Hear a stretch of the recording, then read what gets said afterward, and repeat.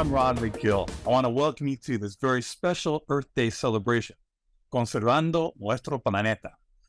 You know, the Earth has been around for more than 4 billion years, and humans have only been here about 300,000 years. I keep that in mind when I tell you that it was only about 50 years ago that Earth Day was actually created. And it was created because, it was inspired by a book called Silent Spring. Rachel Carson wrote a book called Silent Spring. And basically what that book said was that at the rate we were going, the human race was increasing, the way we were consuming things, our rate of consumption on this planet, there was going to come a point where it's going to be a breaking point. The planet could not keep up with that rate of consumption. So the first Earth Day was basically celebrated by about 20 million people. That's come a long way since then. Today, more than 1 billion people celebrate Earth Day in over 150 countries. Because you know what? We're all connected. And that's something that people don't understand. We live in our own little bubbles here. We live in our house, we go to work, we come back. We don't realize what's happening on the other side of the world. And though it may be happening on the other side of the world, it's all connected to us. Little things that we need this earth for. People don't realize, for instance, 1 out of every 3 bites of food that we eat is connected to a pollinator. A pollinator like a bee, a bat, a butterfly. All these animals are directly connected to us. By protecting those animals, we're protecting ourselves. So these are the things we have to learn. Many years ago, I never thought about recycling. When I was a kid, I never heard about recycling. Today, this new generation understands the importance of recycling. We burned fossil fuels at an incredible rate. The Industrial Revolution caused an incredible amount of damage to the environment. The UN recently came up with a study that said, if we continue on the rate we're going, in the next 50 years, over 1 million species of animals will become extinct. 1 million species. That's almost incomprehensible. So changes have to be made. And that's one of the things that Earth Day has brought about. It's brought about an awareness. Because look what climate change has done. Years ago, people were denying climate change. Unfortunately, there's still some people today that are denying climate change. But you can't deny the surge in tropical storms and hurricanes, the power of these hurricanes, the surges in tornadoes, the extreme droughts that we've been experiencing, the extreme floods. Climate change is not just global warming. We've heard that term, global warming. It's extreme changes. Changes in that very cold winters, extremely hot summers, bad droughts, bad floods. It's the extremism that is causing the damage. And this is all a result of climate change. Species have had to adjust. We've heard about the polar bears, that they haven't had the ice necessary to go out, to go hunt. And polar bears are starting to starve. You have animals that are not being able to get out to get their food. You have migrations that are changing of different animals, things like the butterflies, the monarchs, again, key pollinators. But their migrations are changing because what happens is as the temperature changes, flowers start to bloom earlier before the monarchs are coming out of their migration. And the times don't coincide, so you don't have the monarchs be able to get the food because there's no pollen available because the flowers flower too early due to climate change. The monarchs then starve, and then the pollination doesn't take place. It's a domino effect. It's all connected. We all need to keep in mind all of these things that are happening. We saw something recently that really, I think, awakened a lot of us. It was an unfortunate situation, the pandemic, COVID-19. But the silver lining that came out of that was what we saw in nature. We saw nature recover. We saw nature starting to rebound. We saw animals in places that we hadn't seen them before. Think of places like Venice in Italy. We saw those waterways starting to clear up. We saw wildlife going into those waterways that hadn't been there for many, many years. We saw animals roaming into places that hadn't been seen for many, many years.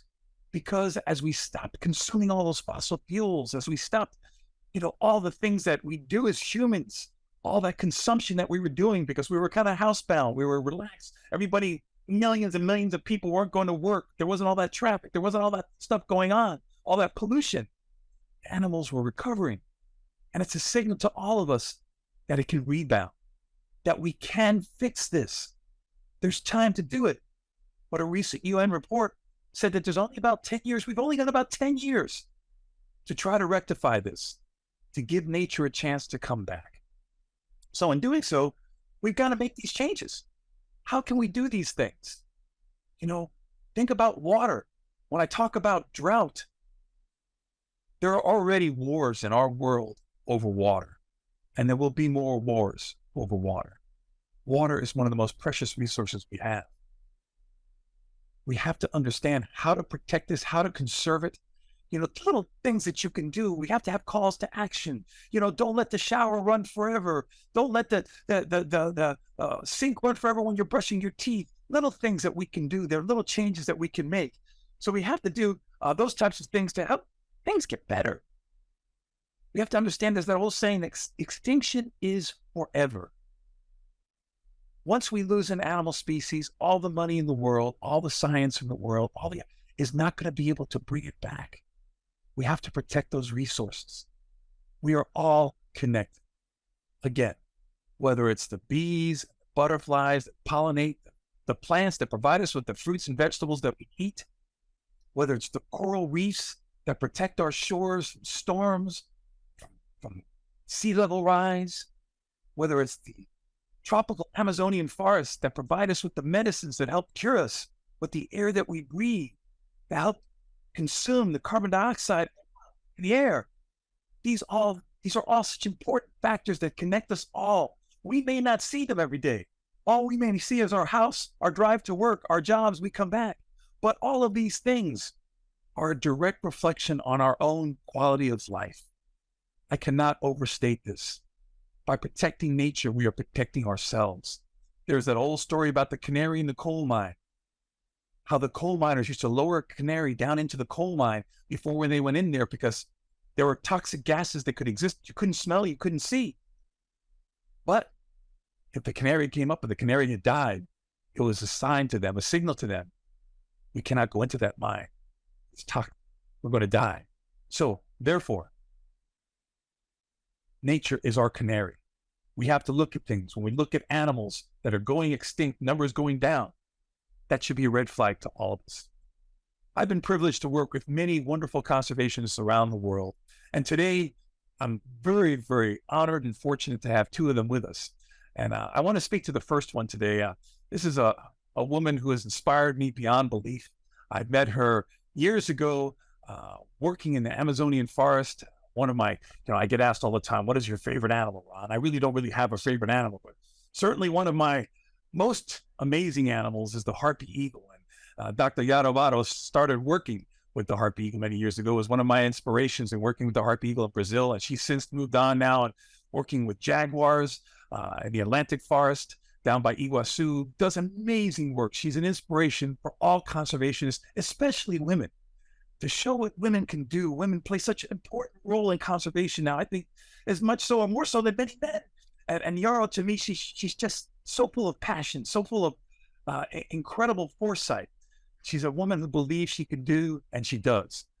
So Yara, all the way from Brazil, I want to welcome you here on our program on this Earth Day celebration. I want to thank you for all the work you do. You are indeed a conservation hero. Tell us what you're doing down there right now in Brazil. Thank you very much, Ron. Thank you very much. Well, I work basically my whole life with birds. And then 5 years ago, I started to work with jaguars, and I am now completely in love with them. I coordinate a conservation project. Here it's called Jaguars of Iguazú. We work here in the national park. And for some time, I also was the coordinator of the ex situ program of the Harpy Eagle project. That is led by Tânia Sanaiotti, which is an amazing woman who works with harpy for 30 years. But now the jaguars, they consume so much of my energy and time that I had to quit the Harpy Eagle project. But I still help when I can, but not directly involved. So now all my focus, all my energy are on jaguars. Yeah, Yara, tell us why, somebody living, for instance, in Miami, Florida, should care about the jaguars of Iguazú. What makes those jaguars important to us here in Miami, Florida, for instance, or New York, whatever? Yeah, I think that, jaguars, they are umbrella species. If you have jaguars in an area, it means that that area, if you have that area is good enough to have a population of jaguars in the long term, the area is very good for other species. And as an apex and a top predator, an amazing creature, if the world doesn't have, it doesn't matter if you are in New York and you're never going to see a jaguar, but knowing that you're living in a world where these amazing golden eyes are still hanging out, it's amazing, because a jaguar is a symbol of a healthy forest. So I think it's something that we all should aim for. We cannot be okay in this world, losing as an amazing species as a jaguar. Things that you're doing to help conserve this animal. You know, people wonder, well, what's being done? How do you protect an animal in a forest like that?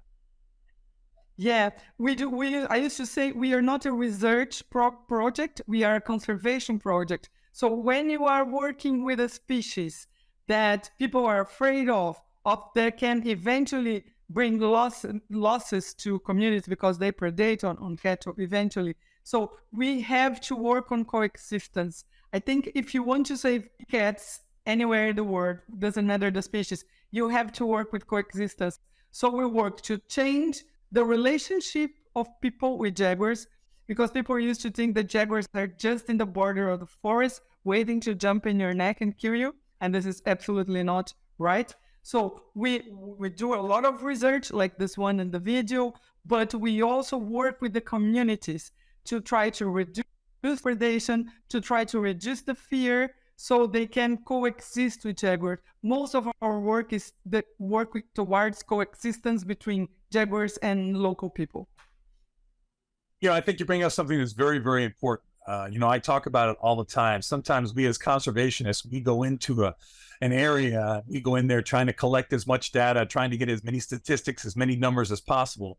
But I think one of the things I find so amazing about your project, and so important in any conservation project, is your connection to the community, making them realize, you know, I think we as conservationists, we have to understand that unless we get the people who live alongside these animals day in and day out, who are not scientists, who are not researchers, they're just trying to live their lives, until we get those people to understand the value of keeping those animals alive, the value of that, we're never going to be successful in a conservation project.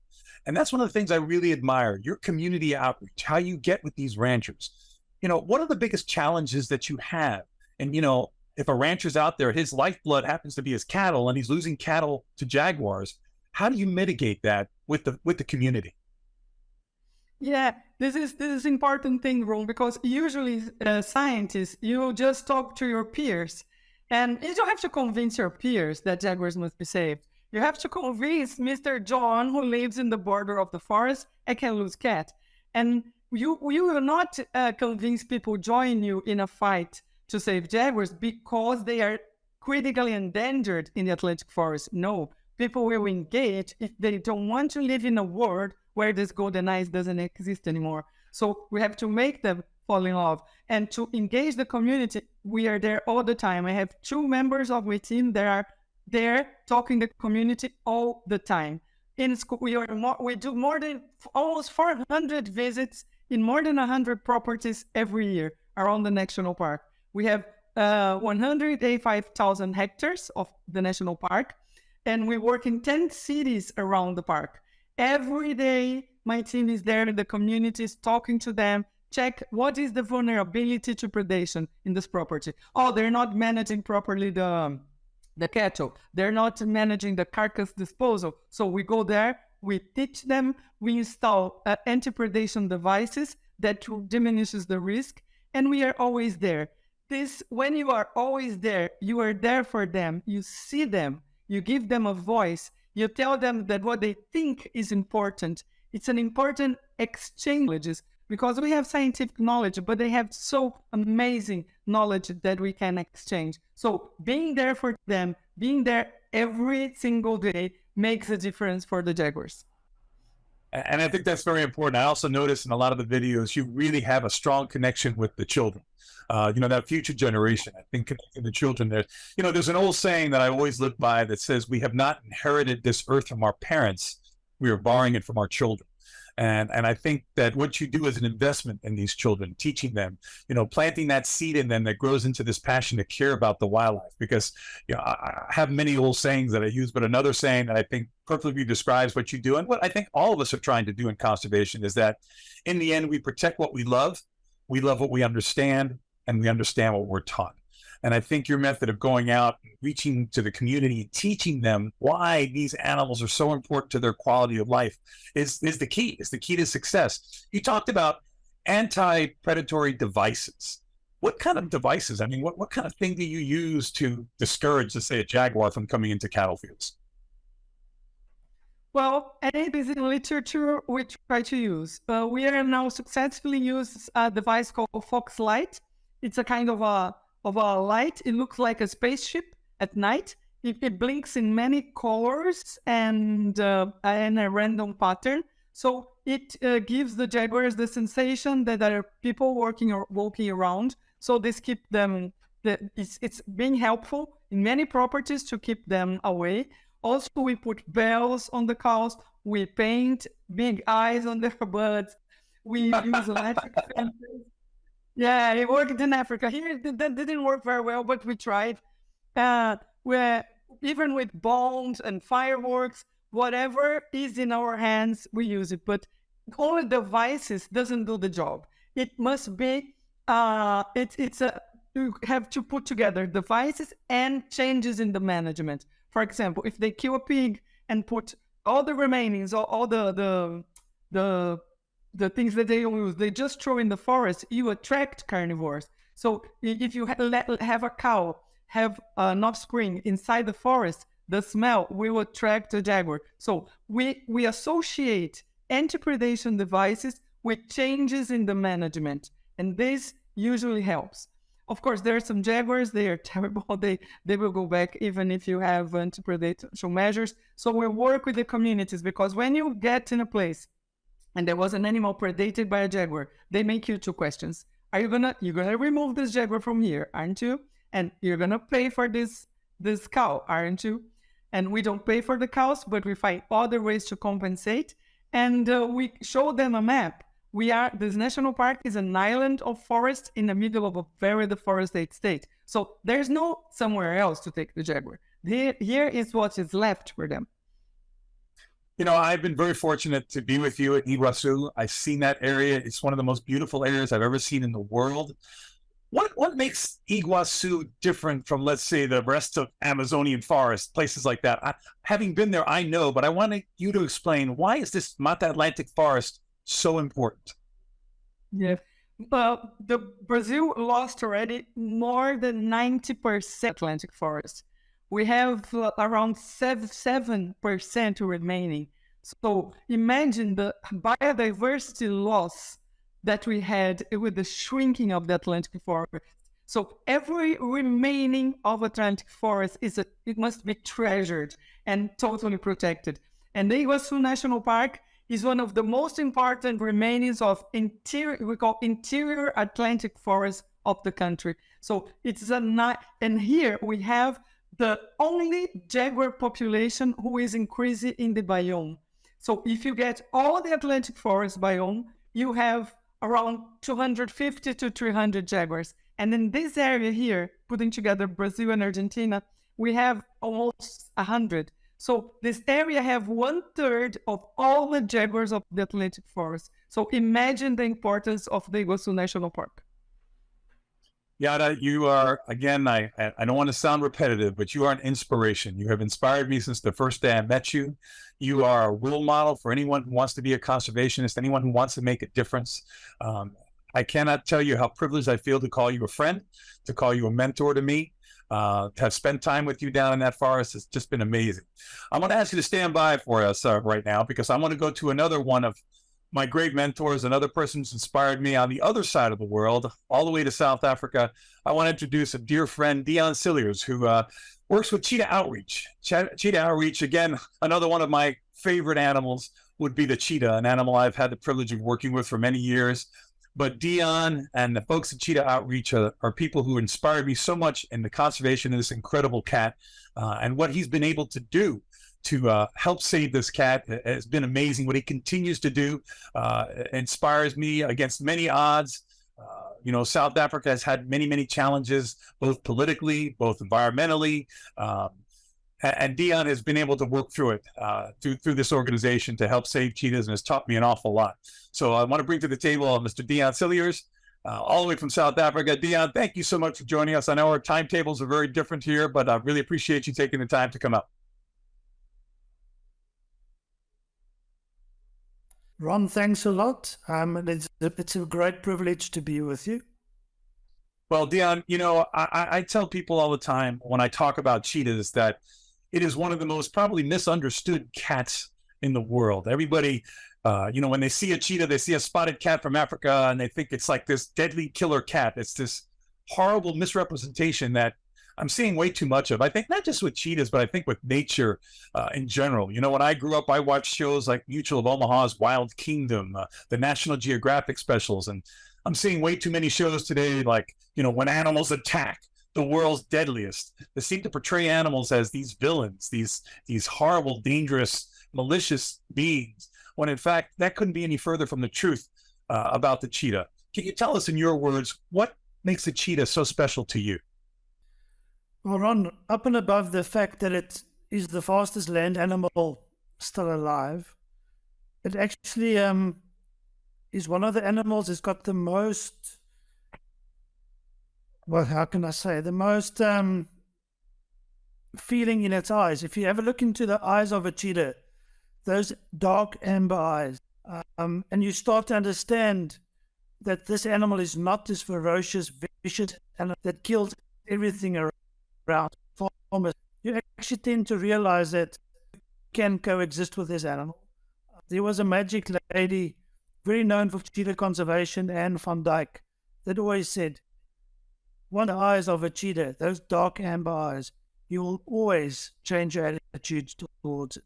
And that's the way we approach it. I've been very fortunate to work with you out there.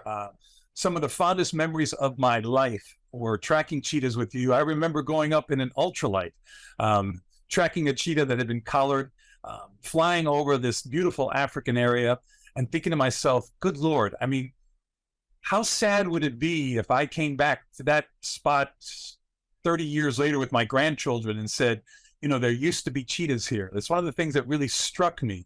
I remember going in with you and looking at a cheetah and first thinking, what's going to happen? And you always said, Ron, just stay calm, keep your eyes on the cheetah, face yourself, that the cheetah's bark, so to speak, is much worse than its bite. And, it was so true. The cheetah really didn't want anything to do with us. You have faced so many challenges in South Africa. Before we even get to the political challenges and all of the economic challenges, there's been a severe drought that I know has been overwhelming. We read about it in the news globally, worldwide. How do these types of, climate events affect something like the cheetah? Ron, one must remember that the cheetahs that we are trying to conserve do not occur in protected areas. The majority of them occur outside on farmland areas, and living in an area where drought and farmers and land users need to make a living off the land. As soon as drought hits them, the conservation of a species that they don't really feel much about gets put on the back step, and it's basically a living for survival point of view. Fortunately, for the past year and a half, we've gone into a very wet cycle, which is a positive situation for not only cheetahs, but for other antelope species as well. But all of it, quite a lot of prey species available. These cheetahs can predate on, and they can move away from unnecessary predating on livestock, which actually causes a conflict with the farmers.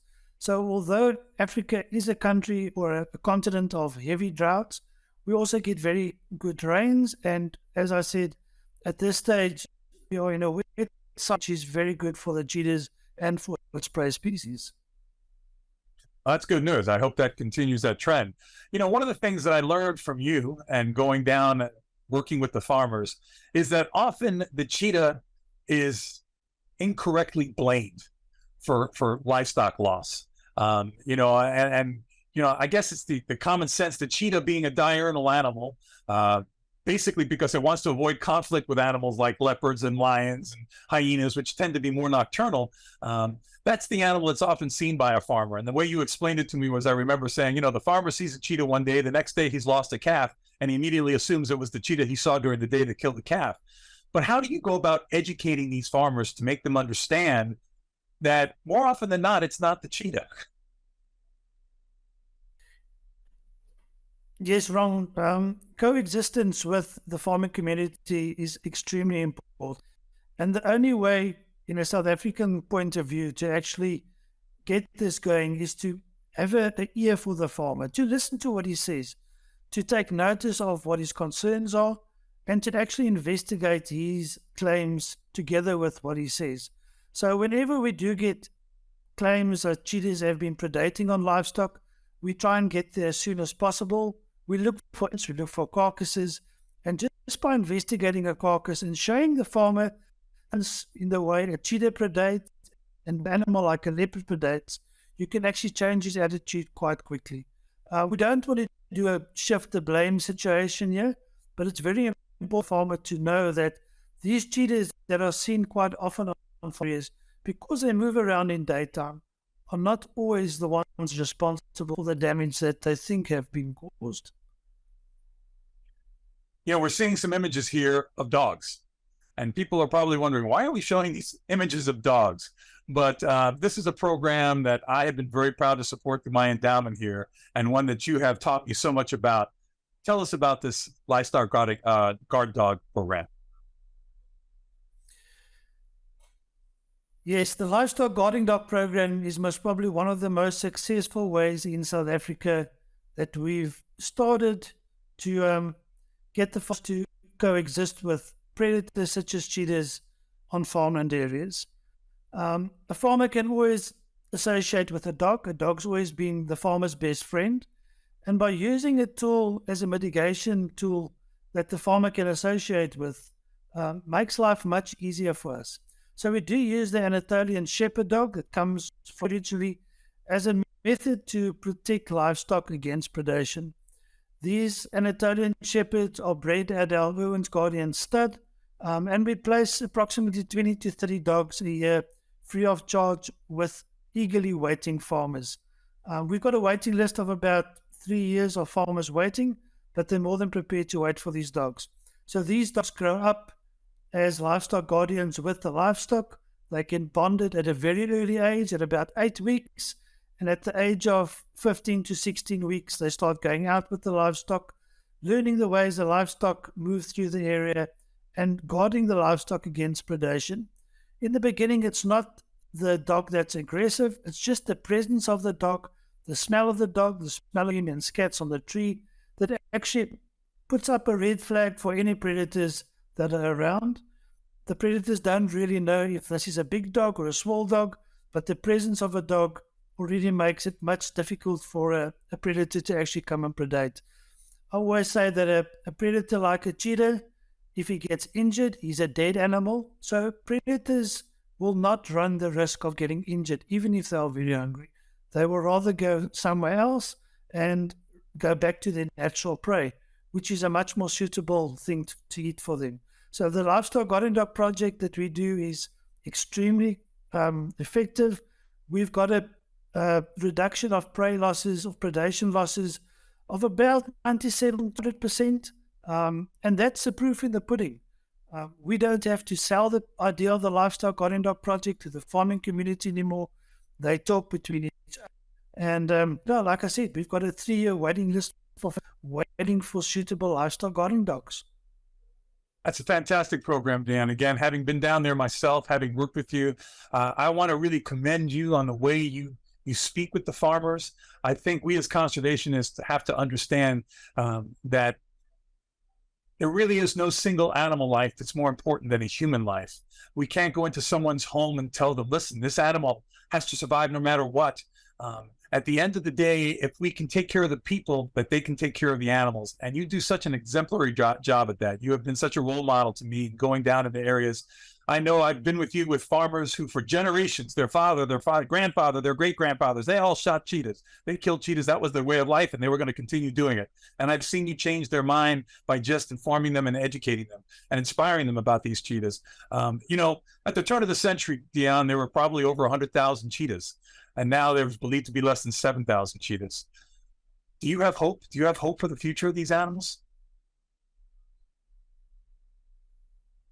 Ron, I always have hope, and I don't think we can ever become negative. If we as conservationists ever become negative towards something that to conserve, we've lost the war.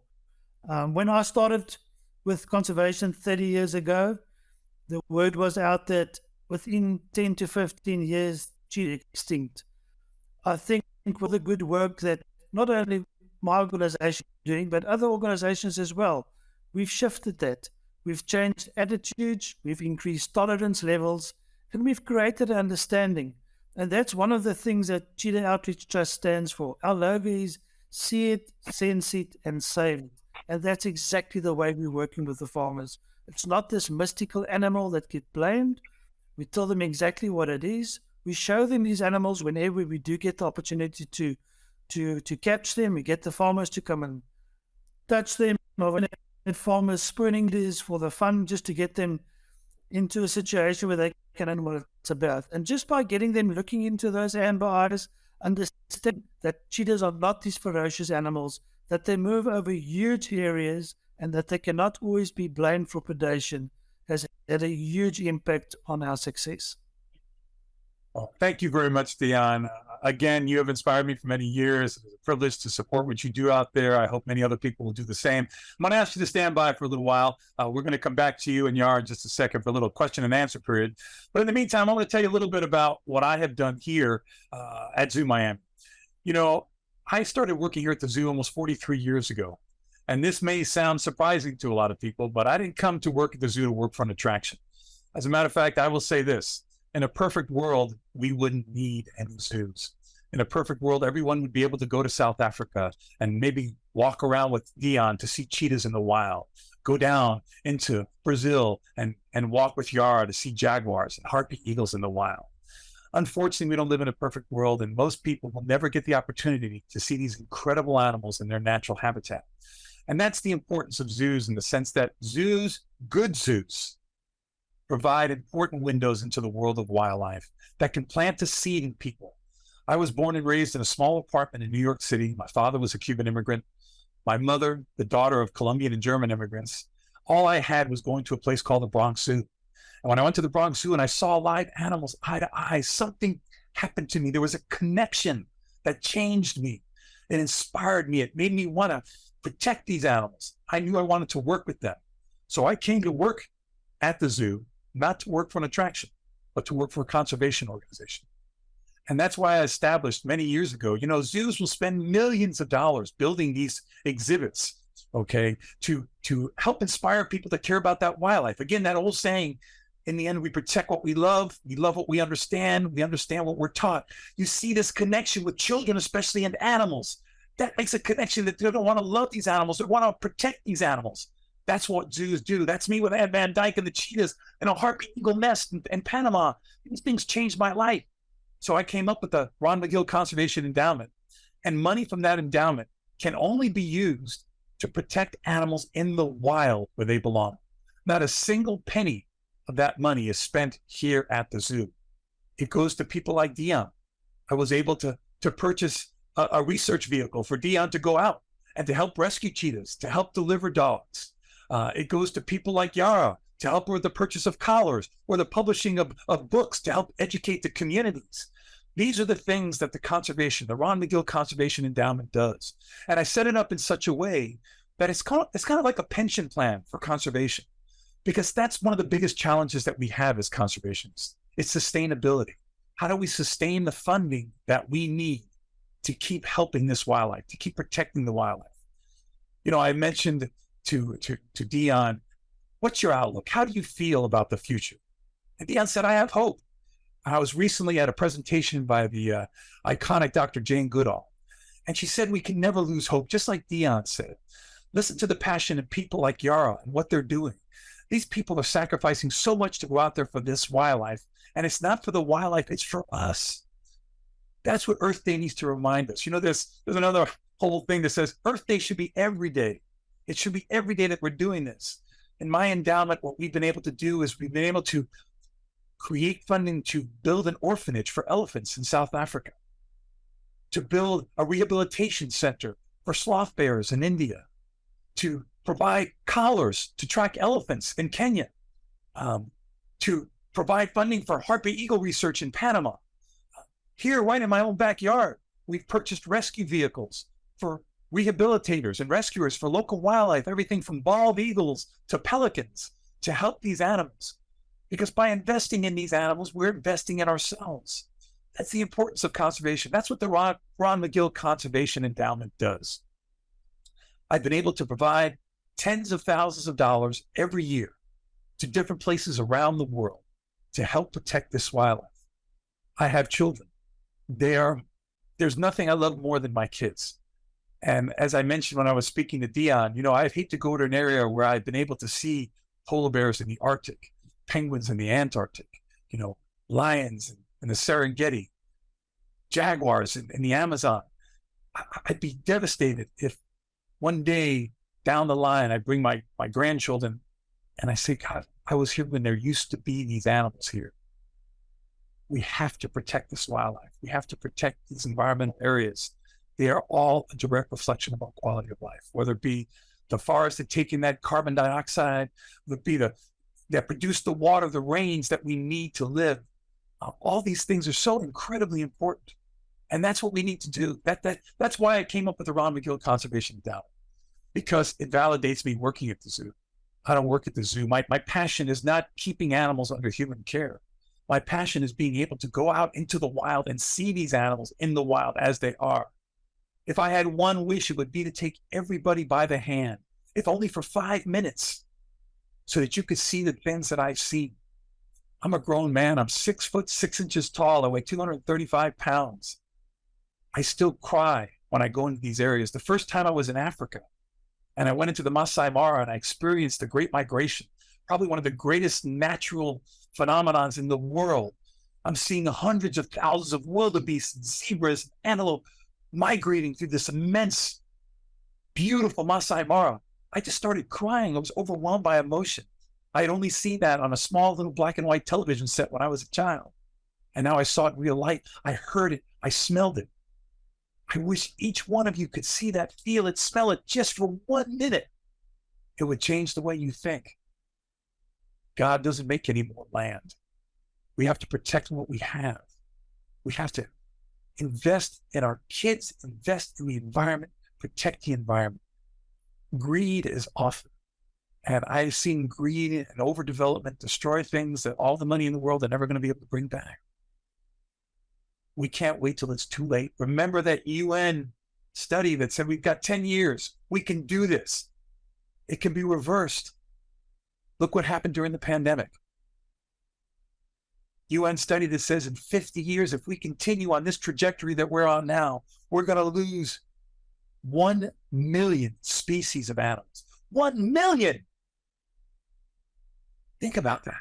Think about how that's all connected. One species depends on the other species. It's all a domino effect. I will tell you this. The Earth is not going to die. We as humans, as a species, which have only been here for a blip, remember, we're only here 300,000 years out of over 4 billion years. Human beings will become extinct before the Earth dies. We have to protect ourselves by protecting the Earth. So on that note, what I want to do is I want to bring back our Yara and Deon, and let's go through a couple of questions and answers and give everybody kind of a response. So it's going to sound a little repetitive, but I'm going to give this first question to you, Yara, because I've kind of already asked Deon. What are your feelings? Do you feel it's too late? Do you feel that we can make this difference? Can we turn this around? No, you cannot be a conservationist if you think it's too late. We fight against it all the time. Because if you just tell people, the climate is changing, the things are changing, there's nothing else to do, and we're going to die. People disconnect immediately. People don't want to be be presented these images of the end of the world. You can say, no, there is time and we can help, and your help can make a difference. I think that as conservationists, we have to turn, this is what I always say about conservation, you have to turn people from spectator to an actor of the process. They must know the value of the individual actions. If they understand that recycling a single can is important, they will care about this can and many other things. So I totally have hope. I have hope every day. And we work, as conservationists, we work to make people have this hope. And to not only have hope, but to act for it. Well, I can tell you, Yara, and I can tell the people who are listening to this, I've seen Yara when her face sees a new jaguar cub that's turned up in her Atlantic forest and tears come in her eyes. She is just, she's a doctor, yet she's like a little girl when she sees these things, that her eyes turn into saucers, her just excitement, her passion.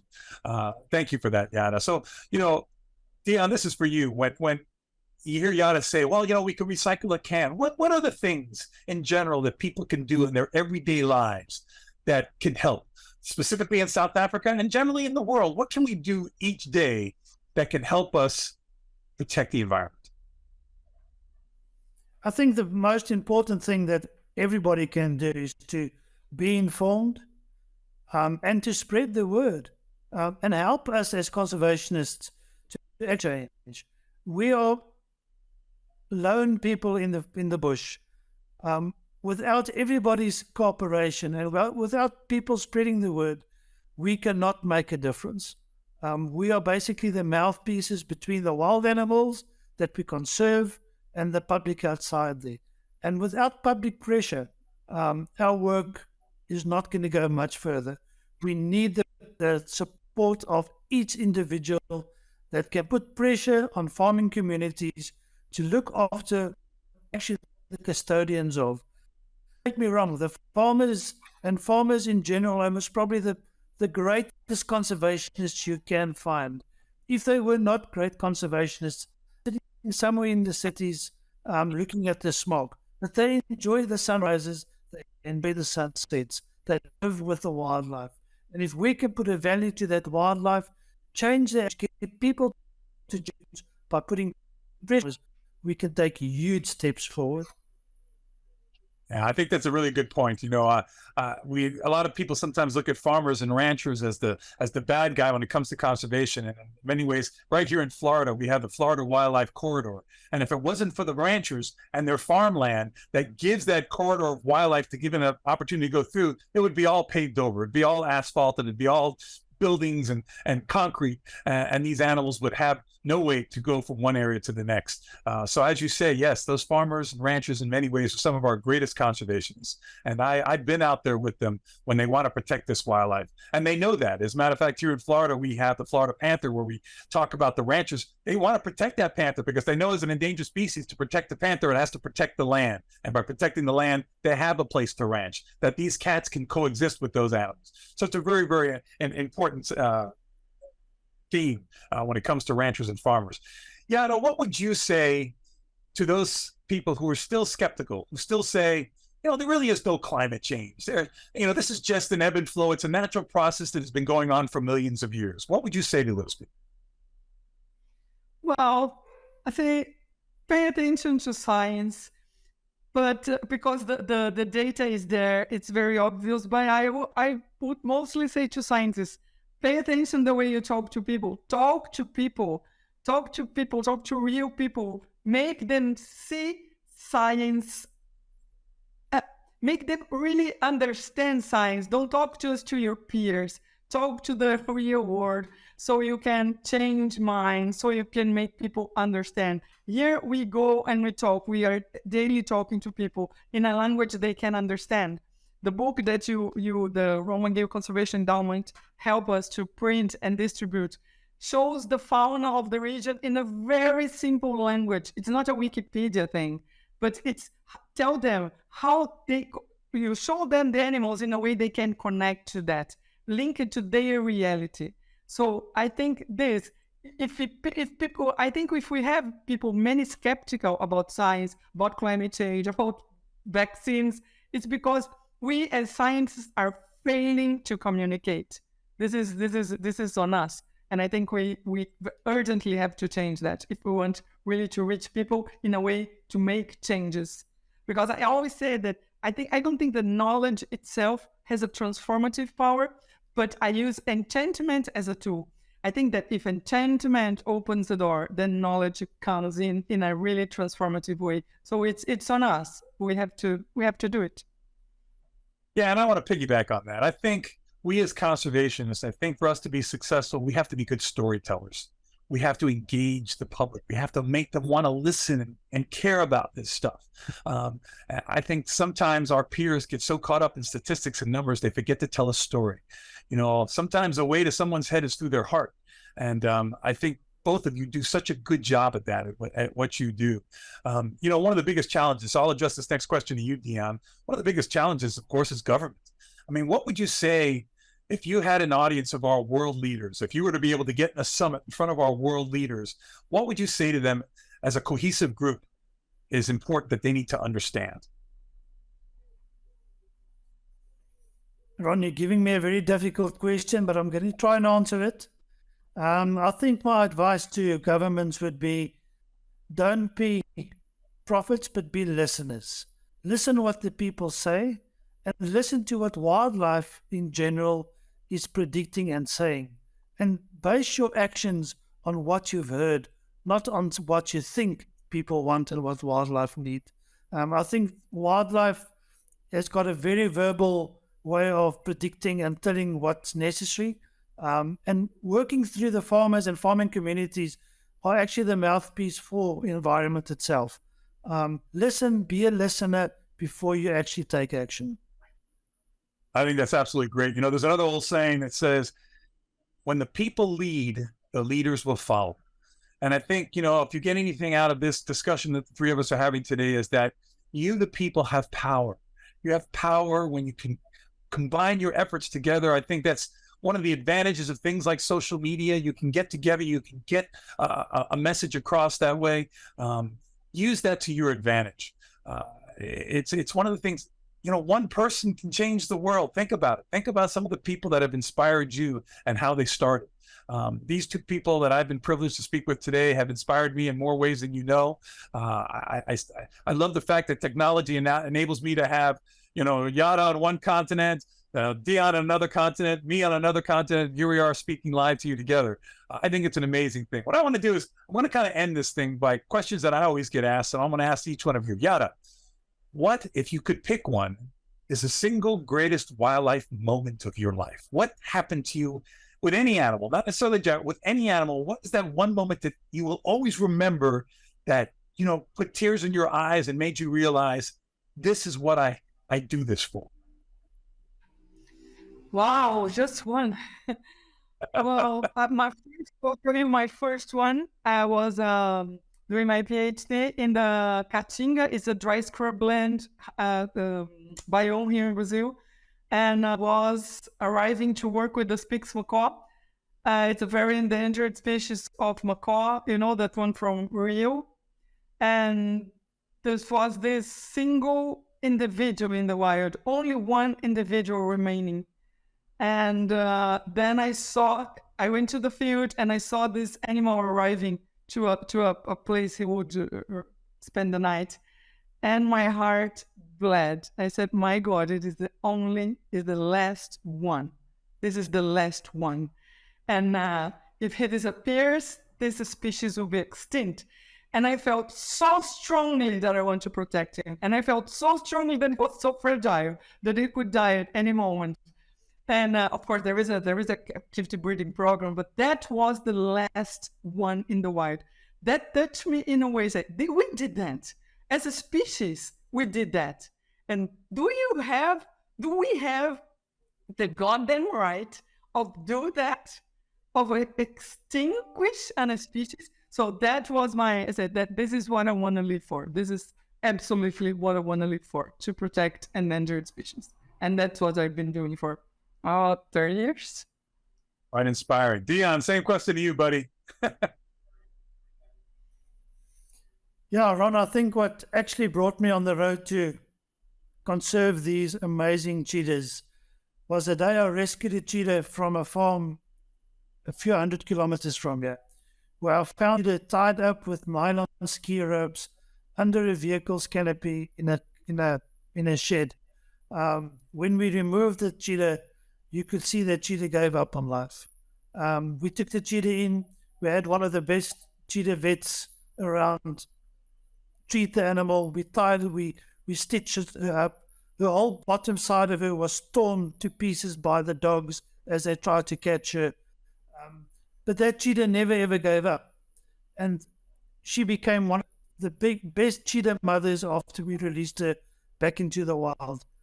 Within 4 to 5 years, she produced close to 30 cubs. That's extraordinary for a cheetah.